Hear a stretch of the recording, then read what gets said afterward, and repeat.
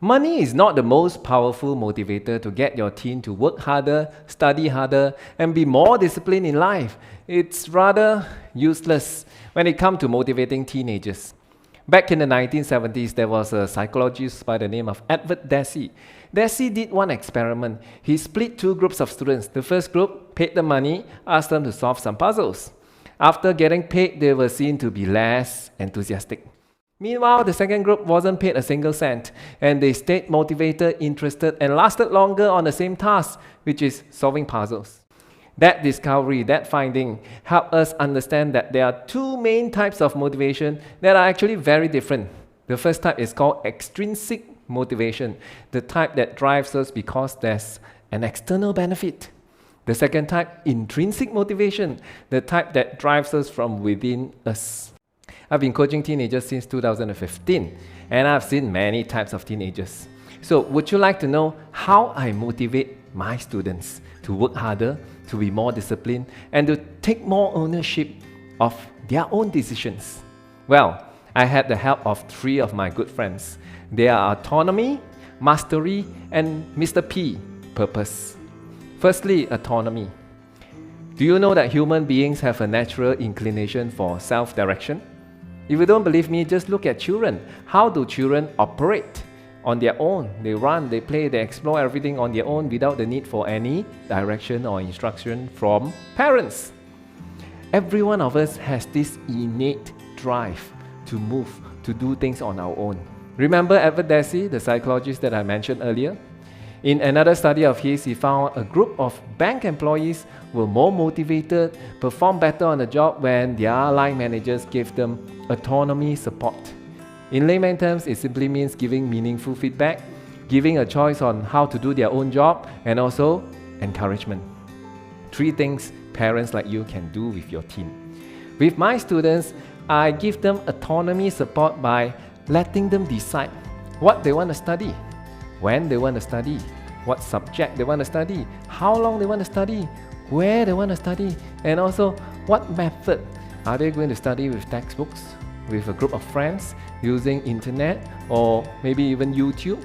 I give them autonomy support by holding them accountable on their plan. That's all I do. And with that, my students experience intrinsic motivation. They found more joy at studying. That brings me to my second friend, mastery.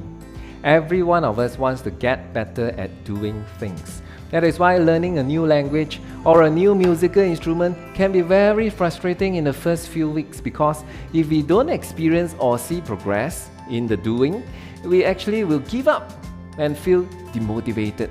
A sense of progress, not just in our work, but also our capabilities, is what gives us that inner drive. Parents, if you want to calibrate the chore for your teenager, remember to calibrate or give them the task based on what they can do. If it's too difficult, too tall an order, they will say, I can't do it, and they give up. But on the other hand, if it's too easy peasy, they will be bored. That brings me to one of my students, Pravina. She's an undergraduate, she's a science student, and her ambition is to become a chemical engineer in few years' time. If I were to invite Pravina, an intelligent but reserved student, to shoot a video of herself and post it on YouTube teaching a concept in chemistry, I think she will feel that it's too tall an order for her. So instead, I invited her that during one of our coaching sessions to teach me for 10 minutes a concept that she just learned in her lecture. And she did it with ease, with confidence. And we do more practice. And over a few months of time, she developed that self-confidence that, yes, I am now a master of chemistry. And then I push her a little bit further to reach a little bit higher by teaching her best friend on the concepts that her best friend didn't really understand after the chemistry lecture. And with that, she built on self-confidence. Last but not least, my best friend, Mr. P, Purpose. If you have purpose at your work, you are operating at the highest level of the motivation game.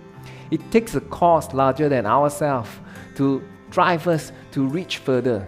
And purpose is that little thing that makes us jump out of bed, go straight to work without any groaning or grumbling. Students can be inspired to meet stretch goals and take on impossible challenges if they care about the outcome. If your child doesn't care about the exams or their grades, it just means one thing, that he or she doesn't care about the outcome. That brings me to my student, Adam, whom I coached about 5 years ago. Adam came to me very demotivated, low confident, and do not know what he wants to do. But I realized that he has an ambition. He wanted to be a mobile game developer. At the time, his parents were not supportive of his ambition because they did not understand what a game developer does. So Adam felt dejected. I, as his personal coach, just need to connect Adam to a bigger purpose to motivate him to study harder. I just asked him one question. To become a great game developer, Adam, what are the 3 subjects that you need to do well? He thought about it and he said, mathematics, science, English. From there on, he studied hard, he put in effort, and he delivers. And I bumped into his father a few months back, and according to his father, he is now in the first year of his degree program. And the good news is that he's so motivated in his studies in the last few years that he got a scholarship for his foundation level and saved his parents more than 10,000 ringgit. That is the power of purpose, my best friend. Parents, you find that your child is not motivated. Maybe you can enlist the help of 3 of my good friends, Autonomy, Mastery, and Mr. P, Purpose.